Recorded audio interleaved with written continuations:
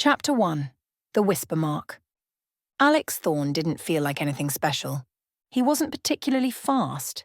He couldn't juggle. He got nervous reading aloud in class and once nearly fainted during a 5th grade spelling bee. He liked quiet corners, old books, and watching birds instead of soccer. But sometimes, things happened. Streetlights flickered when he walked underneath them. His shoelaces tied themselves once, and when he was angry, strange things occurred, like the time the microwave exploded after his older cousin called him a weirdo. No one saw it, of course. No one ever saw anything, not even his mom. She just thought he was imaginative, sensitive. She didn't know that some nights Alex woke up glowing. He didn't know how to explain it, how the world sometimes whispered like it knew something about him that he didn't. How the wind would twist his direction, or how animals stared too long. And he never expected a letter, especially not one that flew through a closed window. It was his 11th birthday, and he'd just sat down to eat the last soggy bites of cereal when a gust of wind blasted through the kitchen, though all the windows were shut. A swirl of autumn leaves spun through the air, and then, impossibly, something heavy smacked the middle of the table with a soft thud. An envelope, thick, cream-coloured, edged in silver, sealed with a strange emblem, a crescent moon wrapped in ivy vines. Alex stared at it like it might bite. "Mom?" he called out. But she was already halfway to work, rushing down the driveway with coffee in one hand and car keys in the other. She hadn't even noticed the magical hurricane in the kitchen. Alex turned back to the letter. His name was written on the front in looping silver ink. To Alex Thorn. He swallowed, picked it up, and opened it. To Alex Thorn. You are hereby summoned to the Academy of Magic, Arcadia. Your arrival is expected today. The world is changing, and so are you. Do not bring anything. Stand outside at noon. Trust the light.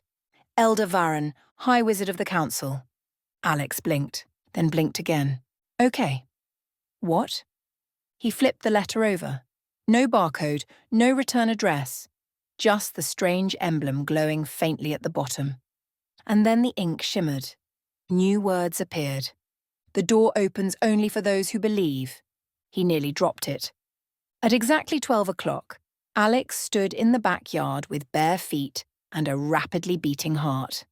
The letter was tucked into his pocket, although he'd memorized every word. Stand outside. Bring nothing. Trust the light. The wind had died completely, as if the world was waiting. He glanced around.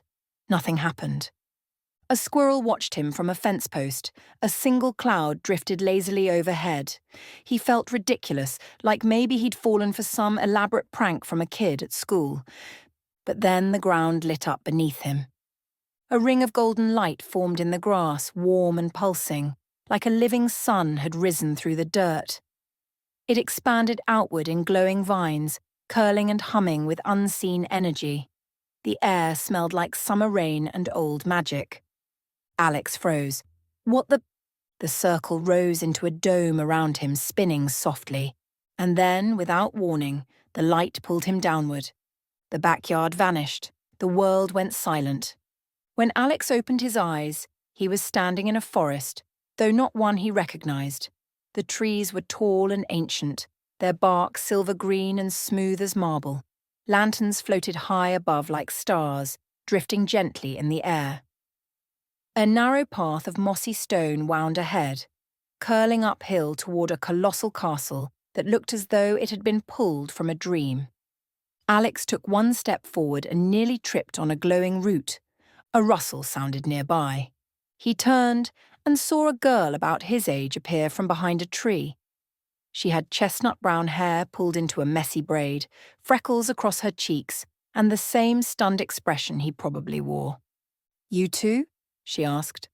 Alex nodded slowly. "I got a letter." "Mine flew out of the fireplace. It singed my dad's mustache." She held it up. Her envelope shimmered with the same crescent moon and ivy seal. "I'm Alex." "Sarah," she said, adjusting her backpack. "Guess we're magic now." Before he could reply, a loud bell echoed through the forest, deep and reverent. The lanterns rose higher, the stone path lit up as if urging them onward. Then came a voice, low, calm, right behind them. "Welcome, initiates.